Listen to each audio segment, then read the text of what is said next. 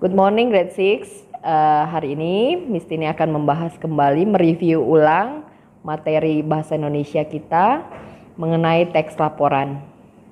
Teks laporan adalah teks yang melaporkan suatu hal dari hasil pengamatan, bisa berupa wawancara ataupun pengamatan dari suatu kegiatan. Tujuannya adalah untuk mendokumentasikan pengamatan atau wawancara tersebut. Struktur dari laporan pengamatan adalah 1. Pernyataan umum yang berisi pembukaan. Kedua adalah hal yang dilaporkan. Ini bisa berisi waktu pengamatan, tempat, dan tujuan. Yang ketiga adalah laporan hasil pengamatan itu sendiri. Hasil pengamatan di sini dapat kita lihat dari tujuan atau ringkasan dari tujuan di suatu pengamatan itu sendiri. Poin 3. Ciri-ciri teks laporan harus mengandung fakta, bersifat objektif, lalu yang berikutnya tidak memasukkan hal-hal yang menyimpang dari laporan tersebut, disajikan secara menarik, dan harus ditulis lengkap. Poin keempat, langkah-langkah menyusun laporan. Pertama, membuat judul laporan. Yang kedua, menyusun kalimat pembukaan. Yang ketiga, menyusun isi laporan yang berisi gagasan pokok dan alasan terhadap suatu laporan pengamatan. Yang keempat, berisi laporan penutup atau kalimat penutup. Demikianlah ringkasan mengenai laporan pengamatan atau hasil wawancara. Nah, sekarang kita akan menuju ke materi yang berikutnya, yaitu penjelasan teks eksplanasi. Bab 2, menggali informasi dari teks penjelasan atau eksplanasi. Pernahkah kalian melihat fenomena alam seperti terjadinya pelangi, banjir, tanah longsor, atau fenomena sosial seperti terjadinya peperangan, kelaparan, dan sebagainya?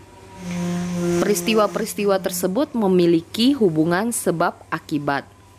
Karena setiap hal yang terjadi pasti ada penyebab dan juga ada akibat yang ditimbulkan. Pada bab ini kamu diajak untuk melihat menariknya sebuah bacaan yang menjelaskan mengenai hubungan sebab akibat dari fenomena alam ataupun fenomena sosial tersebut.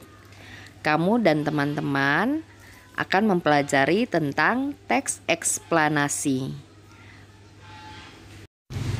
Teks eksplanasi merupakan jenis bacaan yang menjelaskan pengertian dan hubungan sebab akibat terjadinya sesuatu.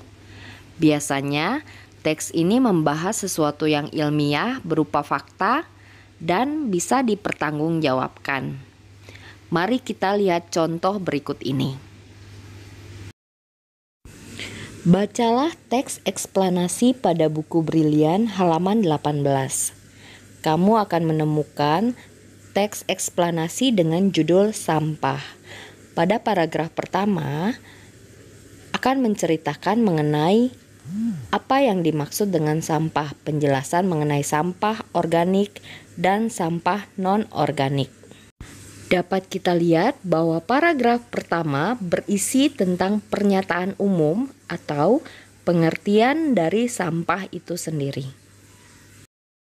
Pada paragraf kedua, penulis menjelaskan mengenai akibat dari sampah-sampah yang berserakan apabila dibiarkan. Akibatnya dapat menimbulkan kerugian bagi manusia seperti terserangnya penyakit, dan pada paragraf ketiga dapat menyebabkan bencana alam. Dapat kita simpulkan bahwa paragraf kedua dan paragraf ketiga adalah paragraf penjelas yang merupakan urutan sebab akibat dari sampah yang berserakan.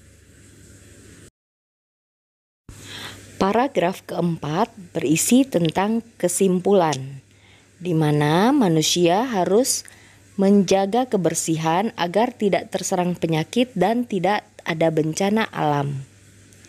Maka kita harus bersama-sama menjaga lingkungan agar tetap bersih dan terjaga.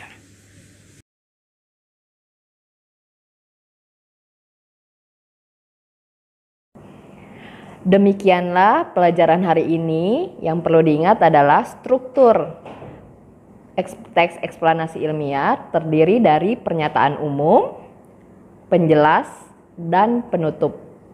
Pernyataan umum berisi topik yang menjelaskan proses terjadinya sesuatu atau proses keberadaan. Penjelas berisi tentang urutan sebab akibat yang ada di dalam teks, serta penutup berisi kesimpulan atau kesan yang ada pada teks.